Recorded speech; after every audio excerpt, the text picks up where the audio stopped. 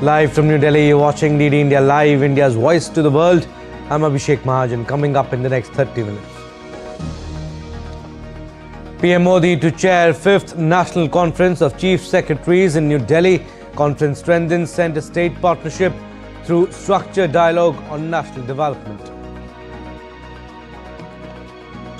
US President Donald Trump accuses Democrats of pushing hoax over Epstein files, claims Justice Department distracted from investigating election fraud. Amid ongoing border clashes, Thailand and Cambodia defense ministers to meet at border crossing to discuss truce. And in cricket, India women beat Sri Lanka by 8 wickets in third T20 International in Thiruvananthapuram. Take an unassailable 3-0 lead in the 5-match series.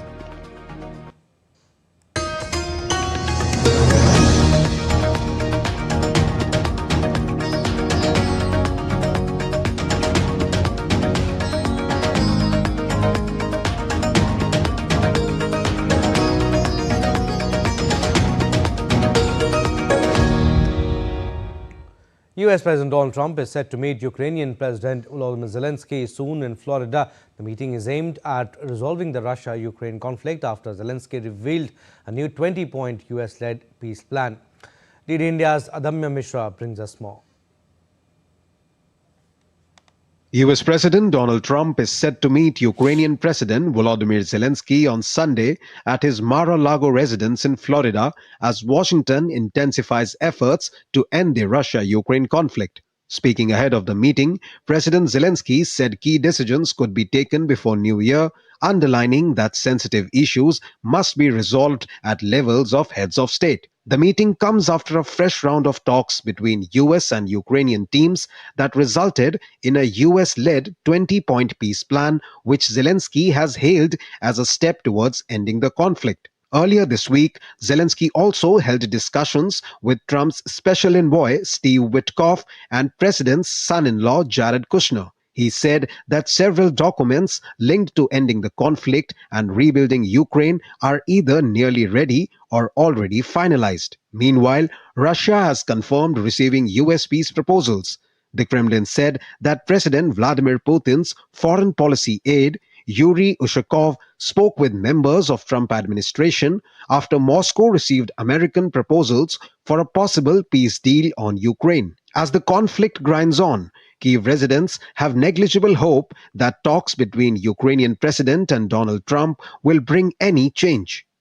I don't expect any dramatic changes. The strikes will continue, but I sincerely hope their intensity will decrease and that over time things will gradually subside.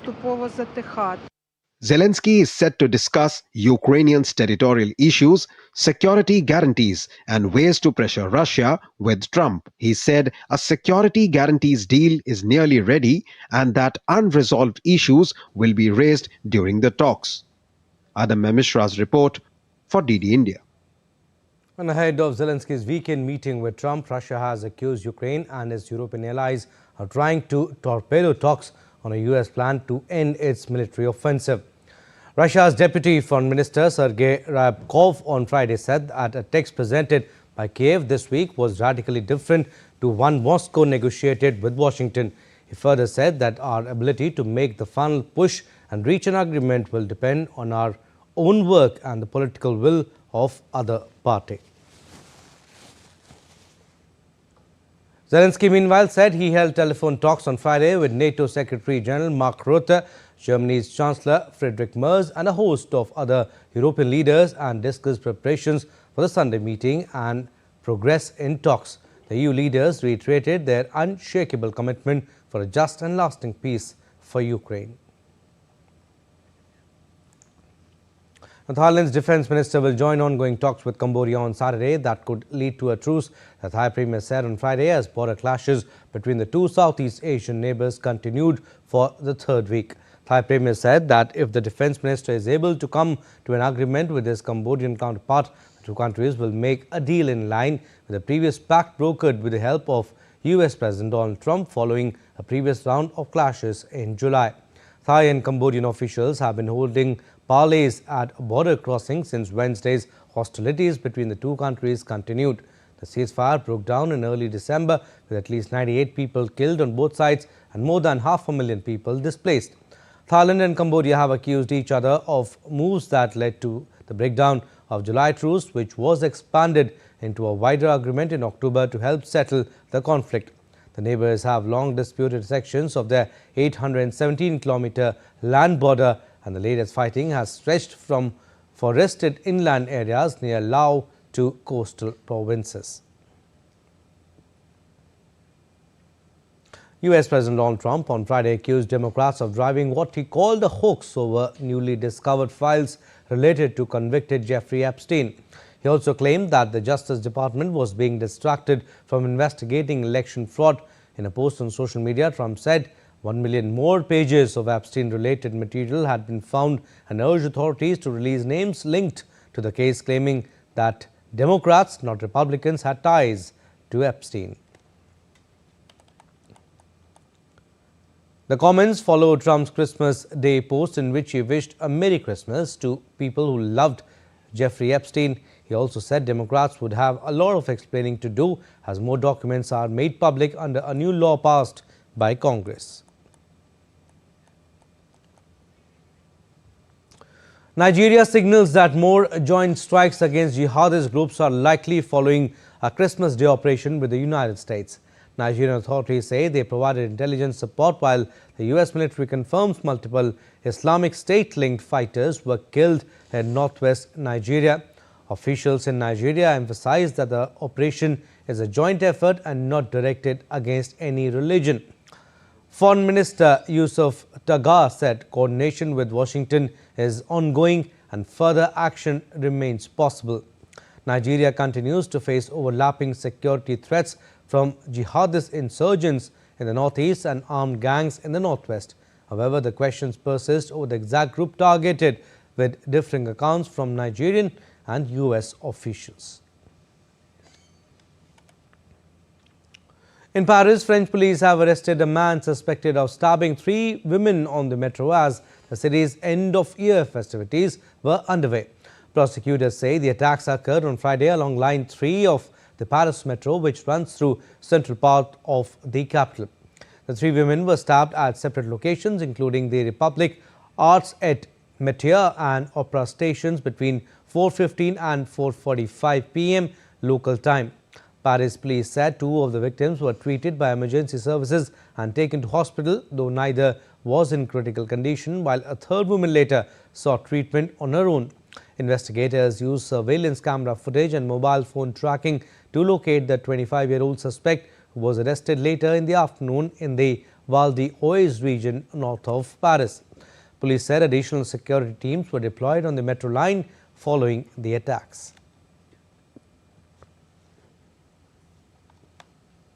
Now, tensions are rising as attacks on Hindus in Bangladesh sparked outrage in Bangladesh and India. From Dhaka to Delhi, Kolkata to Guwahati, huge protests are erupting demanding justice and protection for minorities. DD India's Rahul Upadhyay brings us more.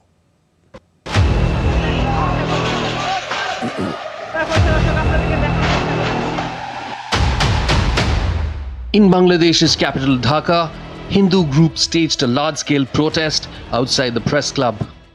Demonstrators formed a human chain demanding justice for Hindu men lynched in recent mob violence and demanded capital punishment for the attackers. The protest reflects rising insecurity among Hindus and other communities in the wake of brutal lynching of Dipu Chandra Das and the subsequent killing of 29-year-old Amrit Mondol in Rajbari district, who was attacked and killed by locals on Wednesday. The anger has spilled across India as well, sparking protests in every region. In the north, Hindu organizations gathered in Jammu's Arispura to denounce the violence in Bangladesh. The northeast witnessed the Bengali United Forum rallying outside the Bangladesh High Commission in Guwahati.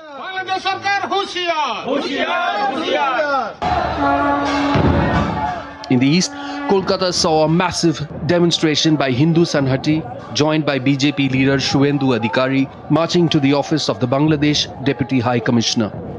Odisha's Puri also witnessed a large rally near the Jagannath temple.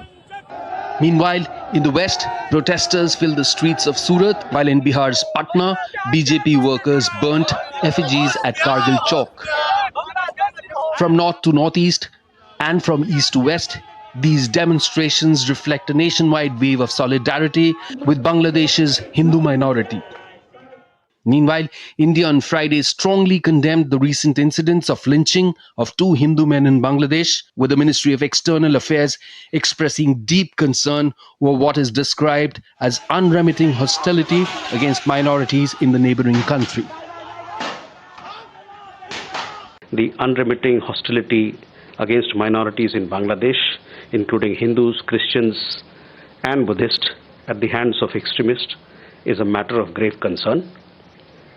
We condemn the recent gruesome killing of a Hindu youth in Singh and expect that the perpetrators of the crime would be brought to justice.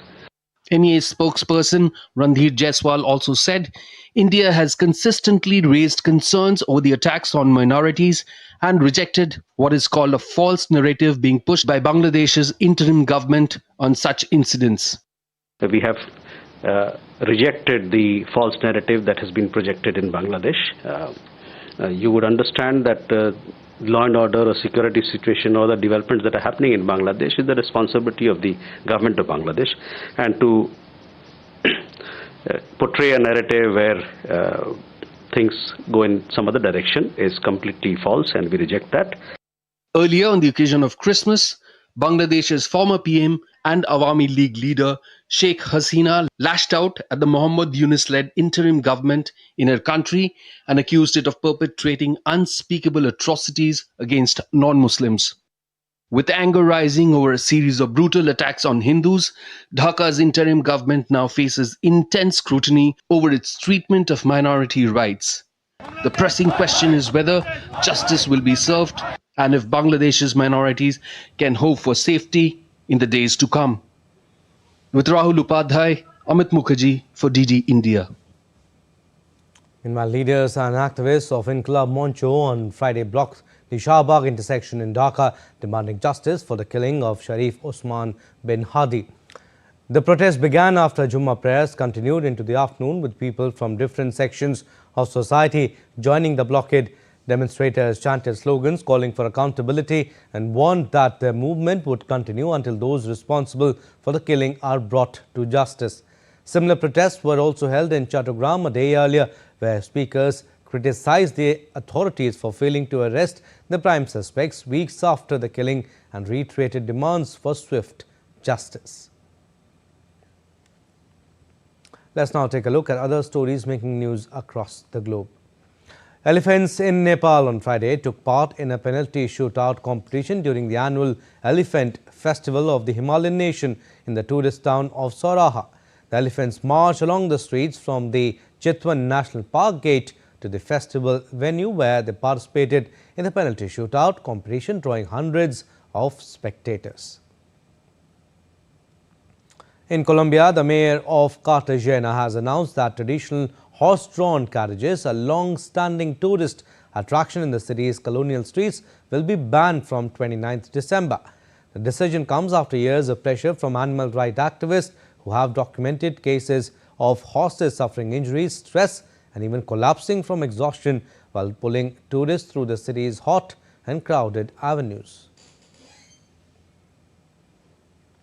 The Sabah Wildlife and Forestry Department has released rare images of the elusive flat-headed cat captured in the Tangkula Forest Reserve on Borneo during February and August 2024.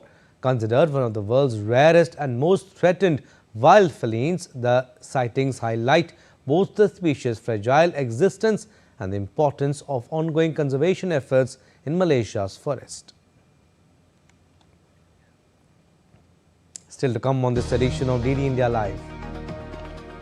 India observes Guru Gobind Singh Jayanti today. Devotees across the country mark the birth anniversary of 10th Sikh Guru with prayers, processions and community service. Red alerts for very dense fog in multiple districts of North India will get you weather updates from across the country. And 2026 countdown numerals go up in Times Square.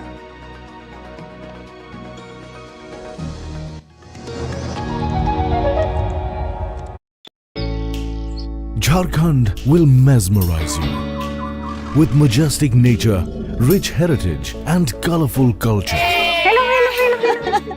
Johar. अरे it fits perfectly. Thank you. Full workout हो गया. Ready?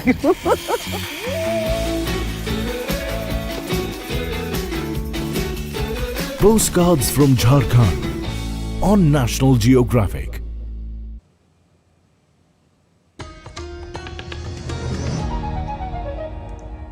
Welcome back. You're watching Lead India Live. I'm Abhishek Mahajan. Some more stories.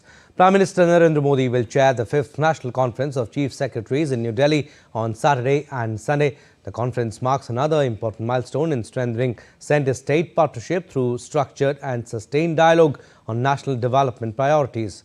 Conference serves as the forum where centre and states collaborate, designing a unified roadmap to maximize India's human capital potential and accelerate inclusive, future-ready growth. It will be devoted to intensive deliberations aimed at finalizing a common development agenda. The central theme underscores a shift in policy thinking from viewing India's population merely as a demographic dividend to developing citizens as human capital. The discussions will focus on creating systems that nurture skills, productivity, focus on innovation and employability to support India's aspiration of becoming a developed nation. Conference is based on extensive deliberations between central ministries, departments, Niti Aayog, states, UTs and domain experts. It will focus on theme Human Capital for Viksit Bharat, covering best practices and strategies for states, UTs to follow. Conference will also include 6 special sessions on major governance and policy themes. Chief Secretaries, senior officials of all states, union territories, domain experts among others will be present at the conference. Now, the high-level committee probing the Indigo fiasco has submitted its confidential report to aviation authorities. Led by Joint Director General Sanjay K. Brahmane, the 8-member panel has concluded its probe into the recent incident. While the findings are not public, this report is the key next step. It will determine the official narrative on what went wrong and who was responsible for planning failures. Now, the Indian Railways plans to double train capacity in major cities by 2030 to meet growing travel demand.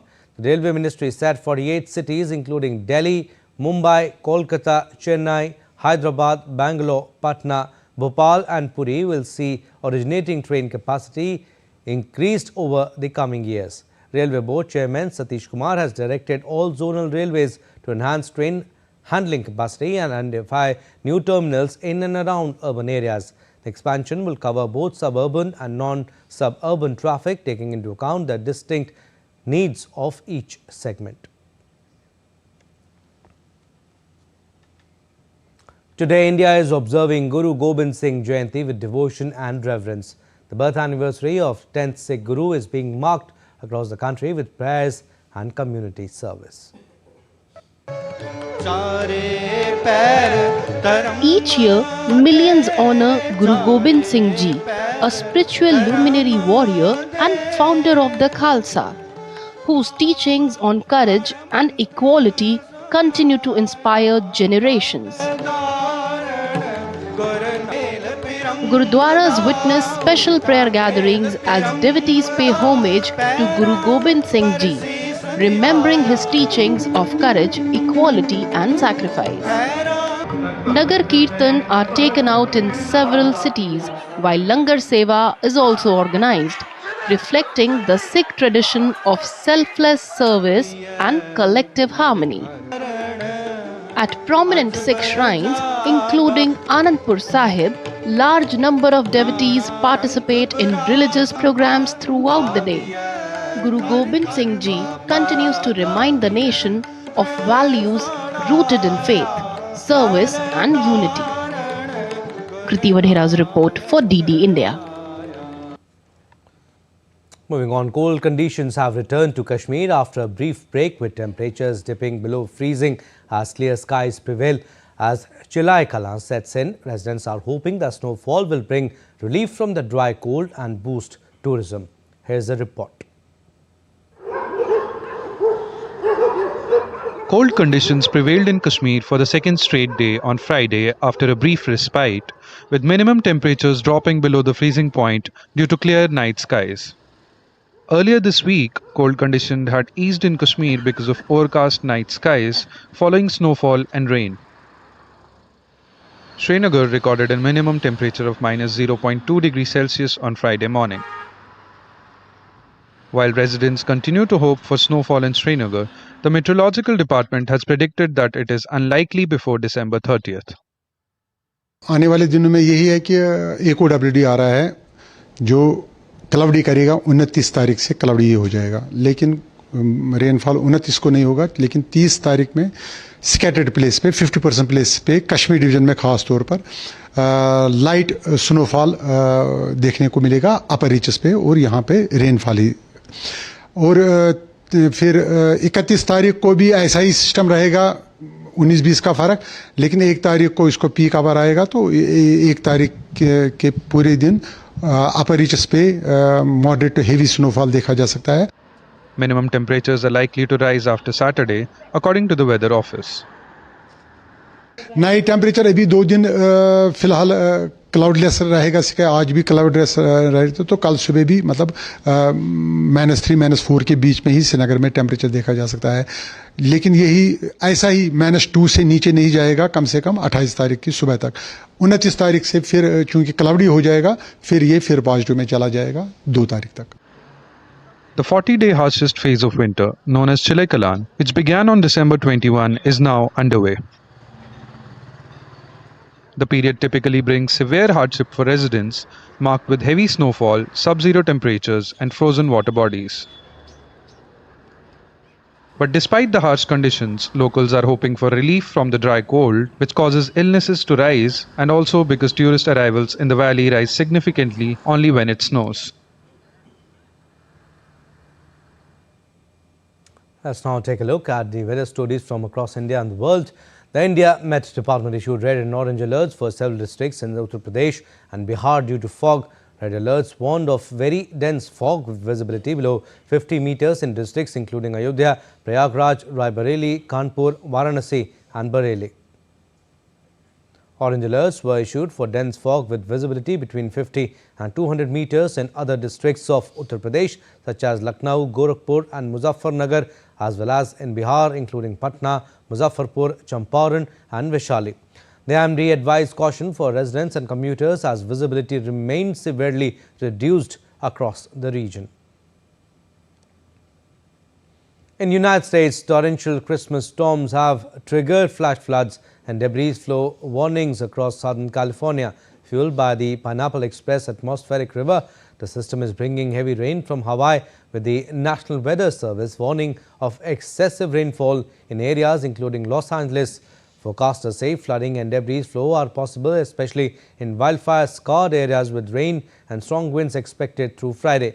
State authorities have declared a state of emergency in several counties, urging residents to avoid dangerous roads and waterways. New York braces for winter storm Devin with up to 10 inches of snow expected and hazardous travel from the Great Lakes to the northeast. Governor Kathy Hochul declared a state of emergency as airlines cancel nearly 1,500 flights and thousands more face delays. Temperatures will drop with an Arctic blast while California begins to recover from heavy rain and flooding that closed airports. Meanwhile, Latin America's largest city, Sao Paulo, broke its December heat record for the second day in a row on Friday, reaching 36.2 degrees Celsius. This surpassed Thursday's 35.9 degrees Celsius, which had already tied the previous annual December record. According to Brazil's National Met Authority, INMET, Friday's temperature is the highest recorded in the city for December since 1961, underscoring the intensity of the ongoing heat wave. Cricket updates now. In women's cricket, India beat Sri Lanka by 8 wickets in the third T20I to take an unassailable 3-0 lead in the 5-match series in Thiruvananthapuram on Friday. Put into bat, the visitors scored 112 for the loss of 7 wickets in 20 overs. For the host, Renuka Singh Thakur picked up a 4-wicket haul while Deepti Sharma bagged 3 wickets. In reply, India overhauled the target for the loss of 2 wickets in just 13.4 overs, riding on Shefali Verma's unbeaten 79 of 42 balls. Renuka Singh was declared player of the match. With this victory, the hosts have taken an unassailable 3-0 lead in the 5-match series. And finally, the countdown to New Year has begun in New York. 7-foot-tall numerals reading 2026 have been lit up at One Times Square. The illumination sets the stage for the world-famous countdown as Times Square gears up to welcome the new year.